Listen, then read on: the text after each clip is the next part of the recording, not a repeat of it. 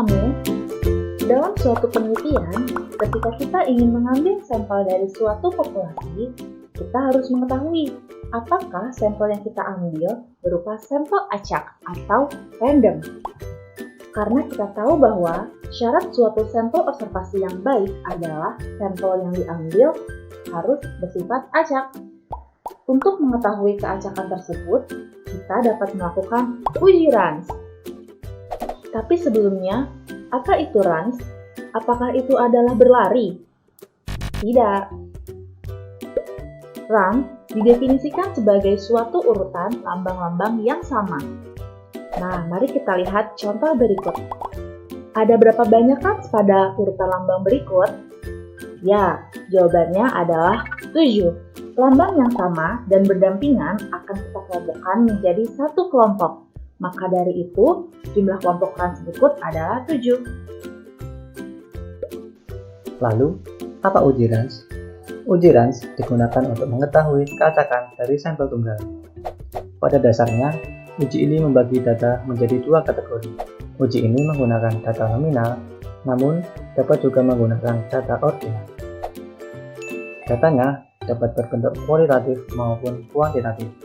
Nah, untuk data kuantitatif yang berupa angka, dapat dilakukan pemberian simbol untuk data tersebut. Misalnya, untuk data yang lebih dari rata-rata diberi tanda plus, dan yang kurang dari rata-rata diberi tanda minus.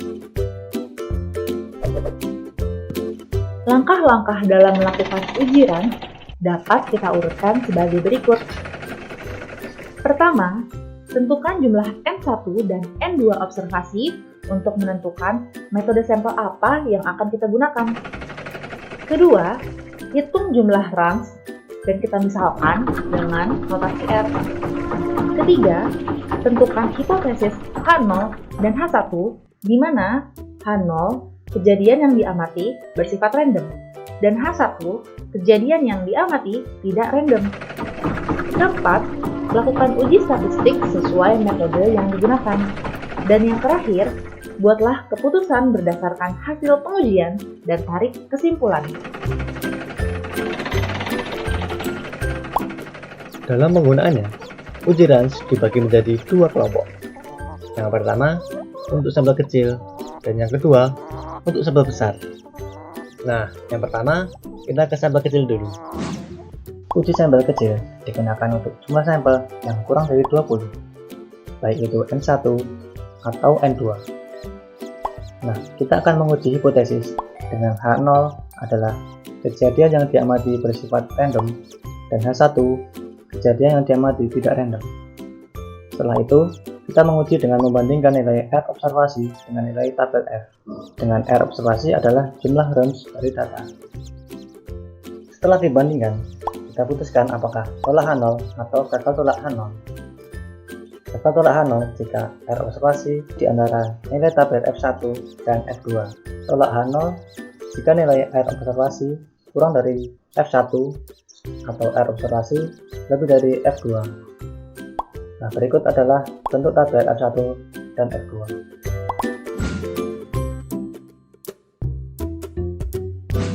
Selanjutnya, kita ke sampel besar.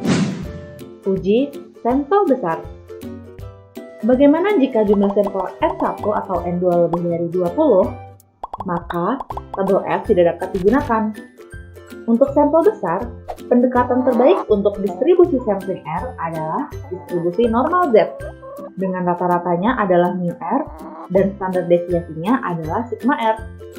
Berikut adalah rumus untuk mu R dan sigma R. Setelah itu, kita dapat menyusun hipotesis untuk uji Ransf sampel besar. Dengan H0, kejadian yang diamati bersifat random, dan H1, kejadian yang diamati tidak random. Selanjutnya, kita akan menguji H0 dengan menggunakan nilai Z dengan rumus sebagai berikut. Dari nilai Z yang kita dapatkan, maka kita tentukan nilai peluang atau p-value-nya. Jika menggunakan tabel Z dua arah, maka jangan lupa ya untuk mengalihkan dua nilai p-value atau 2 kali p-value. Setelah mendapatkan nilai p-value, kita dapat menarik kesimpulan. Tolak H0 jika p-value kurang dari sama dengan alfa, dan gagal tolak H0 jika p-value lebih dari alfa. Selanjutnya, kita ke contoh soal. Oke, jadi saya akan menjelaskan salah satu contoh penerapan uji range.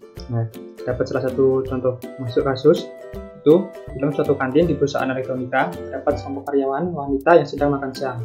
Dari sekelompok karyawan itu ada 18 orang diambil secara random. Selanjutnya diwawancarai kapan akan mengambil cuti hamil. Dalam pertanyaan itu disediakan dua alternatif jawaban, yaitu akan mengambil cuti besar sebelum melahirkan atau sudah melahirkan. Wawancara dilakukan secara beruntun, yaitu mulai dari nomor 1 dan berakhir nomor 16. Nah, jadi survei itu dilakukan untuk mengetahui berapa banyakkah karyawati yang akan mengambil cuti besar sebelum dan setelah melahirkan. Nah, setelah melakukan survei itu diperoleh data waktu pengambilan cuti besar karyawati itu, yaitu, nah jadi ini didapatkan tabelnya kayak gini, yaitu sudah diurutkan dari nomor 1 sampai 18. Nah, terus kan ditanyain nih, apakah data tersusun secara random. Nah, jadi untuk mengetahui kerandoman suatu sampel itu kan kita harus melakukan uji range. Nah, satu uji range tadi kan syaratnya datanya itu binal atau kategori. Nah, kita kan udah lihat nih datanya 0101 yaitu. Jadi jawabannya itu dikategorikan untuk nomor yang mengambil cuti besar sebelum melahirkan itu dikasih nomor 1, dan yang sudah mengambil cuti besar sebelum sudah melahirkan itu dikasih nomor 0. Jadi itu sudah sesuai, itu sudah berupa kategori. Jadi kita dapat melakukan uji range. Langsung saja kita jawab.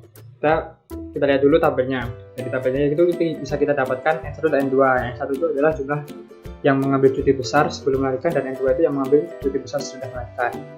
Nanti itu setelah kita analisis itu kita dapatkan N1 yang berjumlah 9 dan N2 nya 29. Terus kita hitung range-nya. Tadi kan dari hasil run itu khusus urutan dari pola.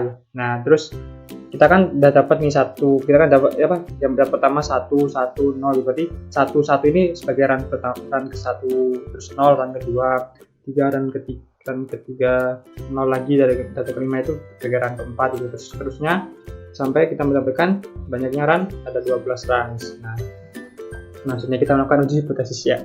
Ini hipotesis seperti biasa kita lakukan uji hipotesis. Yang pertama itu tentukan H0 dan H1-nya. Nah, H0-nya itu adalah waktu pengambilan cuti besar karyawati dalam urutan random.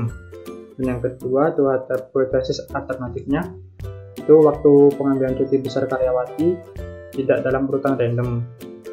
Nah, terus kita tentukan tingkat signifikansinya. Seperti biasa kita pakai tingkat signifikansinya adalah 0,05 atau 5%. Selanjutnya kita lakukan uji statistik.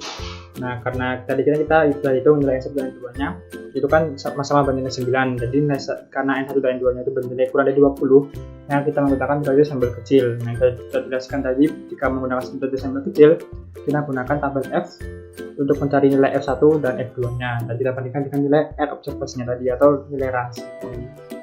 Nah, terus kita lihat tabelnya nih.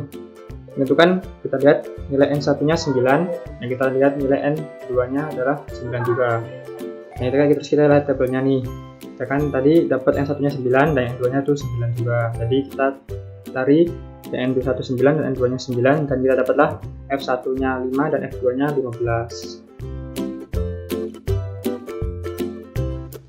Terus kita ambil keputusan, tolak H0 jika R observasi atau jirannya tadi itu kurang dari F1 atau lebih dari F2.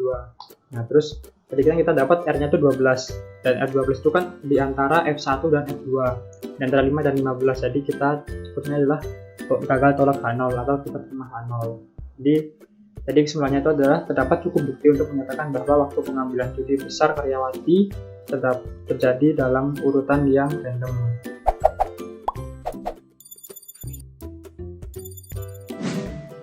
Saya akan menjelaskan bagaimana cara uji range menggunakan SPSS.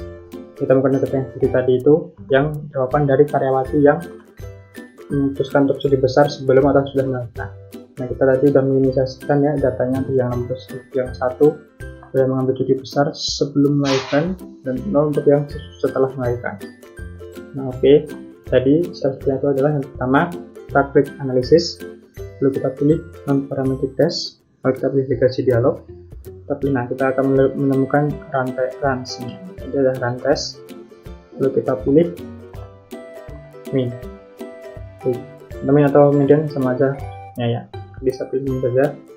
Jadi kita masukkan variabel jawaban ke test variable list, klik nil, lalu oke. Nah, kita dapat melihat dari tabel ini, kita dapat melihat signifikannya ya, dua tail, jadi ini tuh tes dua arah. Nah, kita kan tadi menggunakan tingkat signifikansinya 0,05. Jadi kalau kita menggunakan tabel kan, kalau misal jika R kurang dari F1 atau R lebih dari F2. Tapi kalau menggunakan signifikansi ini, maka kita bandingkan dengan nilai p-value-nya. Jika nilai signifikansinya ini lebih dari alfa, atau kita signifikansinya itu adalah nilainya 0,5, maka katanya adalah gagal tolak kalau lebih dari. Nah, itu. Jadi karena nilainya adalah 0,466 dan itu pasti lebih dari 0,025. Kenapa 0,25? Karena dua arah, jadi 0,05 kita terbagi dua. Jadi karena lebih dari 0,025 maka keputusan kita adalah gagal tolak H0. Jadi kita